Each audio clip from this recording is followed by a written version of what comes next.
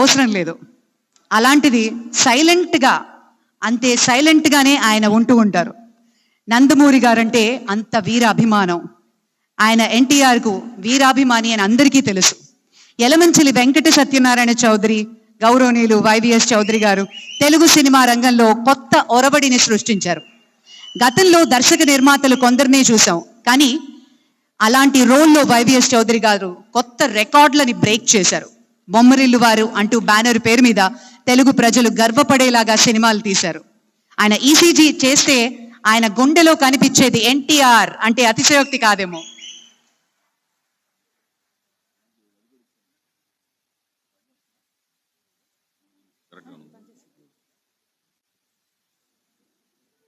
సభకి నమస్కారం అండి. ఎందరో మహానుభావులు, అందరికీ వందనాలండి.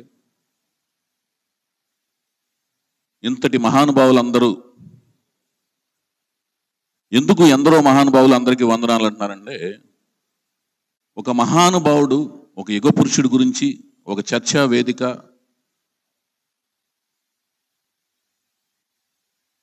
ఒక సన్మానం, ఒక స్మృతి, ఒక సంస్మరణం, ఒక జ్ఞాపకార్థం జరిగే ఒక ప్రతి వేడుక, ఉత్సవం, ఆ ఉత్సవంలో పాల్గొనటానికి అదృష్టం ఉన్న వాళ్ళందరూ మహానుభావులే. అది వేదిక పైన కావచ్చు, వేదిక ముందు కావచ్చు. అలాంటి ఒక వేదిక మీదకి నేను రాగలిగే అదృష్టాన్ని పొందినందుకు నా జన్మ ధన్యం. అలాంటి ధన్యమైన జీవితాన్ని నాకు ప్రసాదించిన మాత్రం విశ్వవిఖ్యాత నట సార్వభౌమ పద్మశ్రీ నందమూరి తారక రామారావు గారు నా దైవం అన్నమాట. ఆయన యొక్క దివ్యమోహన రూపం నన్ను సినిమా వైపు నడిపించింది. సినిమా అంటే పిచ్చి పట్టేడు చేసింది. సినిమా రంగంలోకి ప్రవేశించేటట్టు చేసింది. సినిమా రంగంలో సహాయ దర్శకుడిగా, కో డైరెక్టర్గా, డైరెక్టర్గా, నిర్మాతగా, డిస్ట్రిబ్యూటర్గా, ఎగ్జిబిటర్గా, కథకుడిగా ఎన్నో పదవులను అలంకరింపజేసేటట్టు చేసింది. అందులో విజయాలని, అఖండ విజయాలను నమోదయ్యేటట్టుగా చేసింది. ఇన్ని పదవుల్ని, ఇన్ని స్థాయిల్ని నేను పొందగలిగినా, నేను మొదట పొందిన స్థాయి ఏదైతే ఉందో అదే ఈ వైవిఎస్ చౌదరి నందమూరి వీరాభిమాని అని అనిపించుకోవడంలోనే నాకు ఆనందం, కిక్కు, ఆ గర్వం, ఆ సంతోషం, ఆ గొప్పదనంగా ఫీల్ అవుతుంటాను. అభిమానం అనేది ఒక గొప్ప ఉన్నతమైన లక్షణం అండి. అది ఎందుకంటే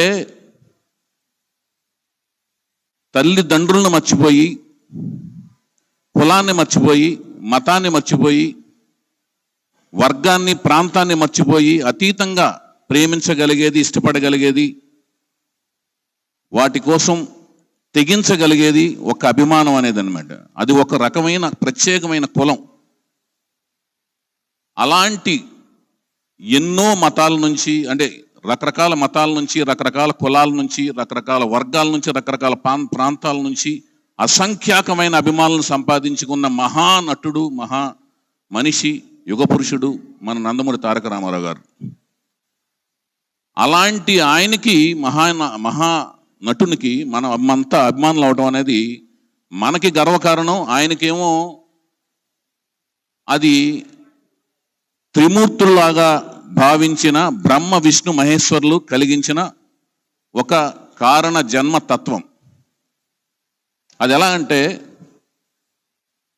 నేను చాలా సందర్భాల్లో ఇది చెప్పడం జరిగింది.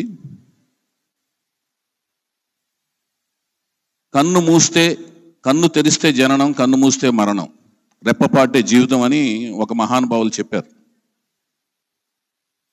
అట్లాంటి రెప్పపాటే జీవితంలో ప్రతి వ్యక్తి, ఒక సామాన్యమైన వ్యక్తి తన జీవన ప్రయాణంలో ఒక తల్లిదండ్రులకు ఒక బిడ్డగా, తోటి సోదరీమణులకు సోదరుడిగా లేదా సోదరీమణిగా, సన్నిహితులకి స్నేహితురాలుగా, స్నేహితుడిగా, లేకపోతే ఉద్యోగిగా, తర్వాత భర్తగా లేకపోతే భార్యగా, మళ్ళీ తండ్రిగా లేదా తాతగా, ఇలా వెళ్ళే ఒక ప్రయాణంలో ఏదో తన జీవితం మొత్తం మీద ఏదో ఒక ఆ ప్రయాణంలో ఏదో ఒక పాత్రకో లేకపోతే మిగతా 2 పాత్రలకో న్యాయం చేకూర్చగలిగే ఈ ఒక్క ప్రయాణంలో నందమూరి తారక రామారావు గారు అన్ని పాత్రలకు న్యాయం చేకూర్చగలిగారు. తన తల్లిదండ్రులకు చేదోడు వాదోడుగా ఉంటూ ఒక మంచి కొడుకుగా, తన సహోదరుడికి అండదండలనిస్తూ మంచి సహోదరుడిగా, ఇచ్చిన మాట నిలబెట్టుకున్న ప్రకారం తను మాట ఇచ్చిన అమ్మాయినే పెళ్లి చేసుకుని ఆ ఇచ్చిన మాట ప్రకారం ఆవిడ్ని పెళ్లి చేసుకున్న తర్వాత ఏ భగవంతుడు కొనసాగిస్తున్న సృష్టిని కొనసాగించే కార్యక్రమంలో ఆవిడతో సంసారం చేస్తూ ఒక 11 మంది సంతానానికి బిడ్డల్ని కని లోక కళ్యాణాన్ని ముందుకు తీసుకెళ్ళిపోతున్న ఒక తండ్రిగా, 11 మంది బిడ్డలకు తండ్రిగా, వాళ్ళకి స్థిర చరాస్తుల్ని కల్పించి చక్కటి తండ్రిగా అనిపించుకునే ఒక మంచి తండ్రిగా, తర్వాత తను ఏ రూమ్మేట్లు మద్రాసు ఉద్యోగరీత్యా ఏ రూమ్లో ఉండి తన రూమ్లో ఉన్న సన్నిహితులందరికీ మంచి తనకు బ్రేక్ వచ్చిన వెంటనే ఆ బ్రేకుతో పాటు తన బ్రేక్తో పాటు వాళ్ళకు కూడా ఒక మంచి బ్రేకు పదోన్నతి కల్పిస్తూ స్నేహితులకి మంచి స్నేహితుడిగా, తర్వాత తను ఏ వృత్తిలోకైతే వెళ్ళాడో ఆ వృత్తికి తను అలంకారప్రాయంగా మారిన ఉన్నత స్థాయికి తీసుకెళ్లి ఆ వృత్తికే ఒక అద్భుతమైన పరమార్థాన్ని తీసుకెళ్లిన స్థాయికి వెళ్ళగలిగిన మహోన్నతుడిగా, ఆ వృత్తికే ఆ ఉద్యోగానికే అద్భుతమైన అలంకారంగా ఒక కోహినూరు డైమండ్ స్థాయికి ఎవరెస్ట్ స్థాయికి తీసుకెలిగిన ఒక మహానుభావుడి కింద, అలాగే ఒక మంచి తాతగా, వీటన్నిటికీ మించి తను ఏ జాతిలో పుట్టాడో ఆ జాతి మదరాసీలు అని రాట్న కట్టేసి ఉన్న సమయంలో మదరాసీలు కాదు మేము తెలుగు వాళ్ళం అని ప్రపంచానికి చాటి చెప్పిన ఆ జాతికే వన్నె తెచ్చిన ఒక మహానుభావుడి కింద మేము తెలుగు వాళ్ళమని, అలాగే తను ఏ భాషలో పుట్టాడో ఆ భాషలోని 52 అక్షరాలు 56 నుంచి 52 అక్షరాలకు కుదించబడిన తెలుగు భాషలోని ప్రతి అక్షరాన్ని తన నోటిలోని తన కంటితో చదివి బ్రెయిన్లోని మెదడులో మస్తిష్కంలో దానికి ఒక శృతి లైన్ కల్పించి ప్రతి పదాన్ని ఎక్కడ నొక్కాలి, ఎక్కడ దాన్ని సాగదీయాలి, దానికి ఎక్కడ జీర కలపాలి, ఎక్కడ నొక్కాలి, ఎక్కడ సాగదీయాలి, ఆ పదాన్ని ఎంత మధురంగా ఎంత కఠినంగా ఎలా సున్నితంగా మాట్లాడాలి అని దానికి ఒక లయ శృతి కల్పించి ఆ తెలుగు భాష ఈయన కంఠంలోంచి వింటేనే ఇంత మధురంగా అనిపిస్తుందా అన్నట్టుగా దానికి పట్టాభిషేకం కల్పించి ఆ భాషకి గొప్పతనాన్ని ఆపాదించిన ఒక మహానుభావుడి కింద, ఆ తర్వాత తెలుగు వారికి ఒక కట్టు ఉంది, పంచా లాల్చి, అది కడతాం తర్వాత పైన కండువా వేసుకోవడం. ఈ కండువా వేసుకున్న తర్వాత ఆ పంచిని తీసుకొచ్చి దానికి కొత్త రంగు దిద్దారు ఆయన. మళ్ళీ కట్టుకోవటమే కాకుండా ఆ పంచిని తీసుకొచ్చి ఆ లాల్చీలోని జేబులో దోపుకోవడంతో దానికి కొత్త సబబులు అద్ది దానికి కూడా ఒక కొత్త అద్దాన్ని తెచ్చుకొచ్చారన్నమాట ఆయన. అంటే నేను చెప్పిన అన్ని పాత్రలకి న్యాయం చేకూర్చడమే కాకుండా జాతికి, భాషకి, సంస్కృతికి, వీటన్నిటికి మించి హైందవ సంస్కృతికి, సంప్రదాయాలకి ప్రతీకలుగా నిలిచిన రామాయణ, భారత, భాగవతాల్లోని పాత్రలకు సజీవ రూపకల్పన చేసి మన కళ్ళ ముందు వెండి తెర మీద కదలాడి శాశ్వతమైన ముద్ర వేశారన్నమాట.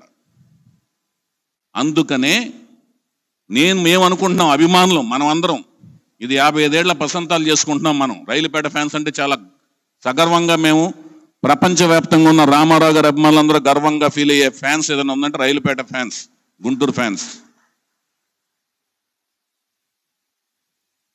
బ్రహ్మ విష్ణు మహేశ్వరులు స్వయంగా కూర్చుని ఈయన కృష్ణుడు వేస్తాడు, రాముడు వేస్తాడు, శివుడు కూడా వేస్తాడు. కాబట్టి అన్నీ చక్కగా సమపాళ్ళలో దిద్ది స్వయంగా వాళ్ళ ముగ్గురు శ్రద్ధగా కూర్చుని రూపకల్పన చేసి పంపించారు ఈ భూమి మీదకి. అందుకనే ఆయన అంత అద్భుతంగా ఉన్నారన్నమాట, అంత శ్రద్ధ కల్పించారన్నమాట. ఆయనని ఏ రూపంలో చూపించినా కూడా, ఎటు తిరిగినా కూడా చక్కగా అద్భుతంగా కనబడే విధంగా ఉన్నారు. అలాంటి ఒక మహానుభావుడికి అభిమానులు అవటం అదృష్టంగా భావిస్తూ, సమయాభావం ఉండటం వలన నేను ఇంతకంటే ఎక్కువ మాట్లాడకూడదని నిర్ణయించుకుంటూ, ఇక్కడ ఈ రోజున అందరికంటే ముఖ్యంగా మాకు అశ్వినిదత్ గారు వచ్చారు. అంటే రామారావు గారి అభిమానులు ఎలా ఉండాలంటే, రిక్షా తొక్కేవాడైతే రామారావు గారి అభిమాని అయితే, రామారావు గారిని చూసి ప్రేమించి ఇష్టపడిన ఆ రిక్షా తొక్కటంలో కూడా అతను అద్భుతంగా తొక్కుతాడు అనమాట. సోడా కొట్టే వ్యక్తి రామారావు గారి అభిమాని అయితే అద్భుతంగా సోడా కొట్టగలడు. అనకాపల్లిలో రిక్షా పిల్లర్ నుంచి అమెరికాలోని సైంటిస్ట్ వరకు అంతే క్రమశిక్షణతో, అంకిత భావంతో రామారావు గారి అభిమానుల కింద మంచి ఉన్నత స్థాయిలో ఉన్నారు. అలాగే అశ్వినిదత్ గారు రామారావు అభిమానిగా అగ్ర నిర్మాతగా ఎదిగారు. అలాగే అయ్యన్న పాత్రుడు గారు మనకి రాజకీయాల్లో అధికార పక్షంలో ఉన్నా ప్రతిపక్షంలో ఉన్నా కూడా టైగర్ లాగా మెలిగారు. అలాగే మాకు రామారావు గారి తర్వాత అంతే భాష మీద పాండిత్యము ప్రావీణ్యము ఉన్న మా గరికపాటి నరసింహారావు గారు అంటే ఎంతో ఇష్టం నాకు. ఆయన అంటే, ఆయన కోసం ఈరోజు మేము అందరం వచ్చాం, మీరందరూ వచ్చారు. ఆయన ప్రవచనాలు ఎప్పటికీ ఉండి, రామారావు గారి గురించి ప్రత్యేకంగా ఆయన మాట్లాడే ప్రవచనాలన్నీ విని, అది డిజిటల్గా ఫ్యూచర్ జనరేషన్స్ అందరూ విని తరించాలని మనస్ఫూర్తిగా కోరుకుంటూ, ఈ కార్యక్రమాన్ని తలపెట్టిన నా మిత్రుడు